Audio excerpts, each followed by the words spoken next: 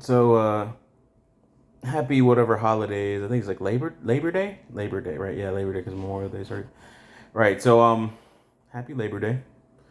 And I was just sitting here. Got a couple videos sent to me of Andrew Tate from Ed. Andrew Tate and his other brother, and his brother. I forgot his last name or for his first name. I think Tristan. Anyways, the Tate brothers. So I got a couple videos sent to me. Actually, I'm gonna put this down. You guys don't need to see my house that's in shambles. But anyways, so got a video of the Tate brothers and just listening to them. And before I was listening to, I think it was like Lex Friedman or Les Friedman or something like that. He does interviews mostly, well, a lot in the crypto space, but or a lot of the videos I've seen is in the crypto space. But he does videos like with everybody, and he was doing a video of with Jordan, an interview with Jordan Peterson, and I had thought about this a while ago, and I may have mentioned it in the past, but I just kind of want to put it into like one video where it's like a targeted idea. But the rise of like the Uber father, when you have communities that don't have any type of father figures for a long period of time, or households, numerous households that don't have father figures, and then you have communities that are affected by that, then after a while what will happen is you always will have that void and somebody to come in.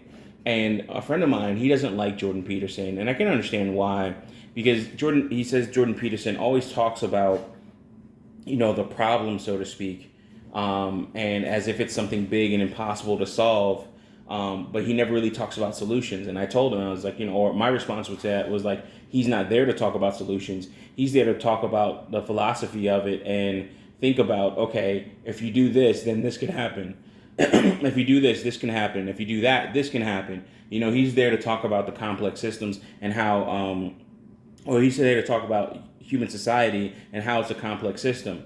So he's not the person that really does the work, but he's the one person that thinks about the work. I look at Jordan Peterson like it wasn't Avengers Endgame, but the Avengers movie where Doctor Strange is using the time stone, and he's like, I looked through 14 million different. Uh,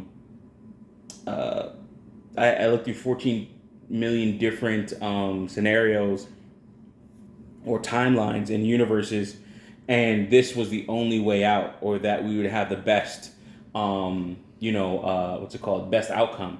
And of course, it led to the 5 year gap, or the 5 year, the 5 year gap for some of the characters where they were lost and everything like that. And Thanos won, snapped his finger, and that was it, right?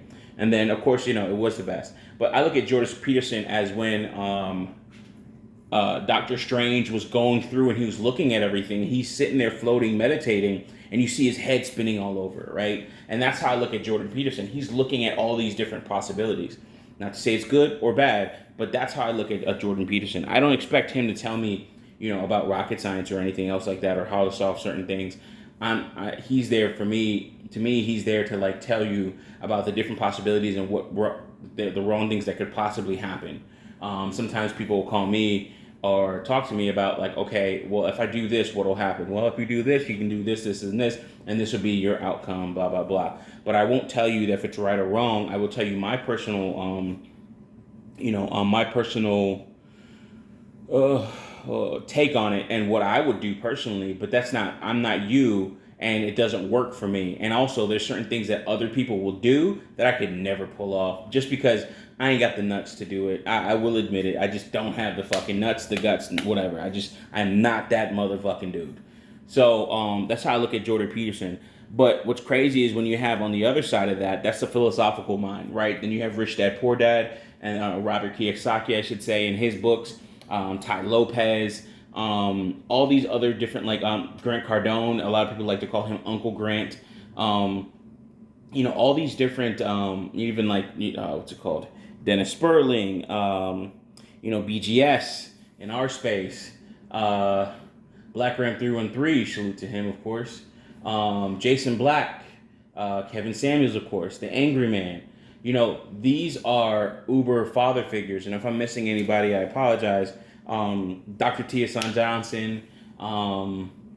You could even have like Uber brothers, just to like bring the age down in a sense.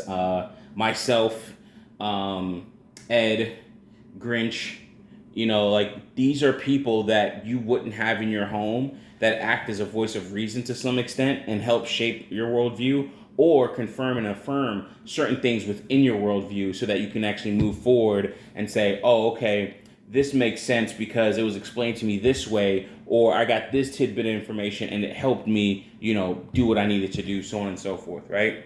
So you have these people that getting back to the Tate brothers, where you're seeing Andrew Tate, he's hyper masculine in a sense, right? He's in your face, he's totally aggressive about it, he does not back down, and he's like, and when I say aggressive, I mean he's aggressive to like, or he would be considered aggressive to those who are quote unquote softer. But to me, it's just like I look at him and it's like, when you deal with, like, I had a business partner, I always talk about him, I love him, Mike, and Opalakagoon type, blah, blah, blah. And he was always about like, yo, listen, let's do it. Go on faith. Let's make it fucking happen. It is what it is, right? He was that dude that was like, at any point in time, he's your ride or die. He'll ride with you type shit. But that doesn't always work. And I was the other side of it where I was a little bit more calmer. And then we had my business partner, Renaud, in the middle, who was like, looking at both sides. And he's like kind of the tiebreaker between the two of us, right? So, because he would believe both of what we were saying in terms of like how he understood what both sides were saying. But you have somebody like Andrew Tate, and I'm like, okay, like, I don't look at him as a negative hyper masculine or anything like that. I do think he has a level of discernment, and he does pull stuff back. But then you also have his brother, where his brother seems to be a little bit more patient in some cases. And he doesn't show as hyper masculine in terms of when he says things in the public eye and stuff like that. You don't know what happens behind closed doors, especially when you're like running women on OnlyFans and stuff like that, which is one of the he's a manager for that, right? So it's like when I'm seeing all of this, these are like these figures that are coming out, and they're like all aspects of the father, right? To the point here, or finally to the point. These are all aspects to the father, all aspects of masculinity. The philosophical mind, the brother, the uncle, the father figure, the elder. Like I've named all like the different levels. The hyper masculine of all of those, and then the more relaxed and paced one. Because the video I was watching of Andrew Tate's brother, he was a little bit more calmer, and he was talking about the best way you can get revenge on a woman. And he was talking about 4 to 6 years later, and then you're being more successful. And your biggest thing and your driving motivation is to be a more successful person. So then when she's older, she's going to wish that she stuck with you. And it's like, I could understand that. And this is where like me as the uber father figure, that's probably what I'll name the video, Uber father figure. I was going to say like the Uber father. But the Uber father figure, where I would be like, well, listen, I wouldn't put that much. I understand that as a starting motivation, but after a while that loses gas, and it also will cause you to miss certain things or to lose focus of the true goal or an end goal, and after a while you'll get there, and then you won't even know why you did all the things to get to where you're at. So, we have different aspects, different perspectives of how we would do certain things. And then you're seeing where the manosphere in itself is acting as an uber father figure, where you have all of these voices where they're going one way or the other. Game, MGTOW, red pill, purple pill. Listen, fuck these bitches to sleep. You know what I mean? Like the AMS stuff. A lot of these women, the black woman is God, the black woman is queen, so on and so forth. We have all these things that are now acting as, father figures for these men, these young men, men and young men that don't have a father figure in the home. And I think that's just something we should watch out for, because this really heavily influences us. And it also influences those that are actual, that do have actual father figures.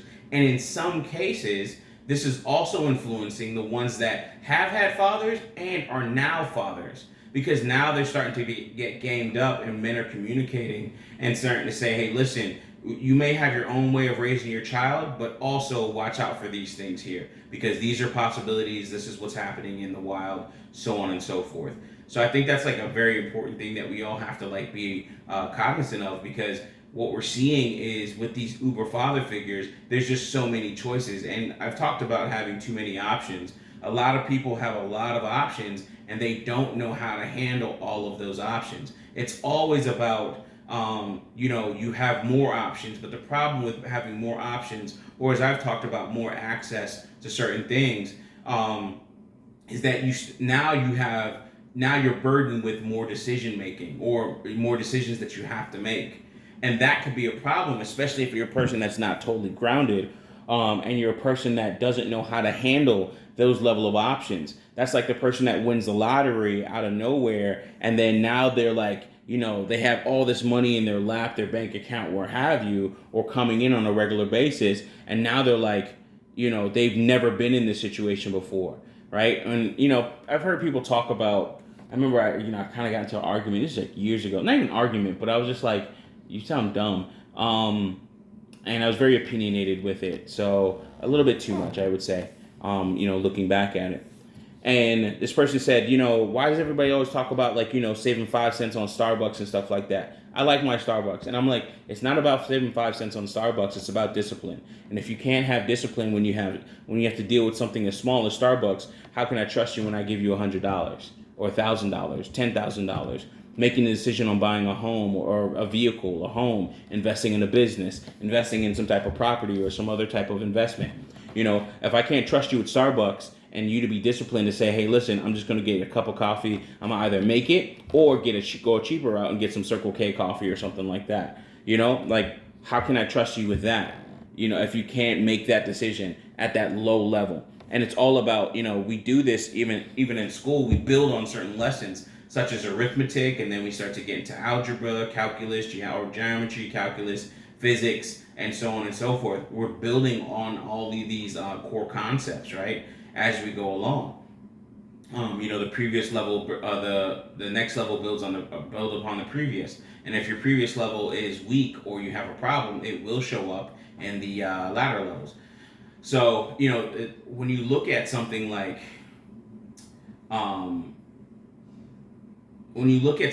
what's going on in terms of our society, how our society's been built on either broken homes, single-family homes, broken homes, or homes that are intact, and those homes that are intact are far less, or not far less, but the ones that are not intact or having issues, the kids that are produced out of that cause a poisoning of the well, so to speak, and then that affects even the good kids, so to speak, right? So it's like, the bad boy, single, he has a single mother, she's working hard as she can, and she's doing everything to provide, but he's out there running the streets, meets the good girl is smitten by him, enamored with him, either has his baby and falls into that world of dysfunction, unless she can bring her out of it, or unless she tries to get herself out of it. And then you also have where it could even lead to death, right? So many times where you have these bad boys that are running the streets, and the next the ops find them and they hit the bad boy and the good girl. So it's like, even with these dysfunctional homes, or what's it called? Not detached, but these homes in disrepair, you start to see where it always affects, the larger society, right? So now what we're seeing is, to fill or fix that void, we have the rise of the uber father figures, right? Where the father figures are coming out more and more and more, and they're not like, the TV shows, Leave It to Beaver, Family Matters,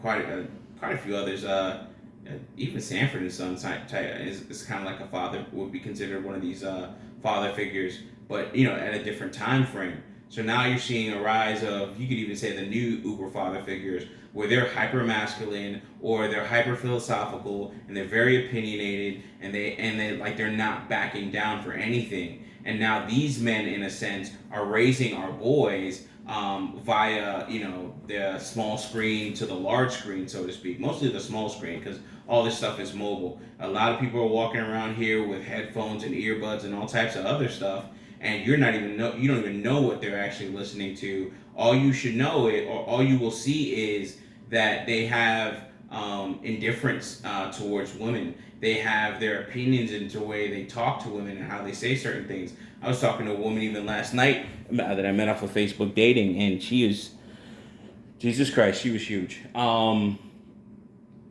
Yeah, and like she tried, you motherfucker be trying to hide the shit with pictures, man. It's kind of crazy. And I started asking for more pictures, and I was like, "Hey, I'm a physical person, blah blah blah." So she got me some more pictures, and Jesus Christ, and I got access to her Facebook. Man, man. I, I have limits, and this, she was way above that limit. I'm just talking. No, it wasn't that. But she was a very nice person, though. But like, very nice person and everything. But nah, not even like borderline. I was just like, oh well, maybe I can get her a trainer. No, you can't. You can't train that. That's gonna be a lot of like loose. Nah. But talking with her, she was just like talking about, oh, well, you do want marriage, blah blah blah. And I told her straight up, I was like, no, I don't want to get married. In fact, if anything, I'd like to have a contract, and then we could split everything, and go from there. And because you're gonna have a divorce, and then that splits the income of the parents between two different households, and then in some cases the man will turn out be in a bad spot. And the conversation went on. Like, told her straight up. She told me what she wanted straight up. I told her what I wanted straight up. All right, cool. You know what I mean? But I don't care what deal she got. I'm not dealing with it. Like, I don't care how much I don't know. I don't care how much of a vacuum you got, man. You got to use a big vacuum, man. I can't. Not even I could deal with that, man. I was like, nah.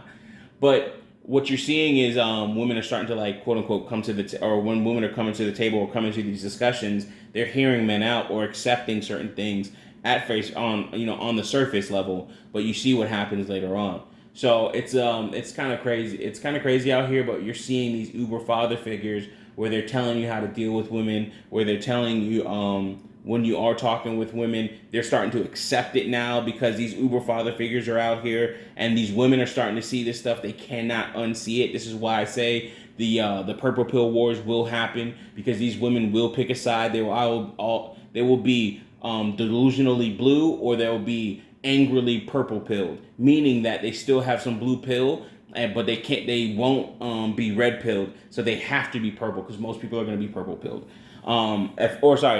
Most people are going to be blue pilled, and then you'll have those that can't unsee it will be purple pill, but they'll fight the red pill because it's just too far for them in their eyes. So that's what's gonna happen. That's how I see it in terms of these purple pill wars.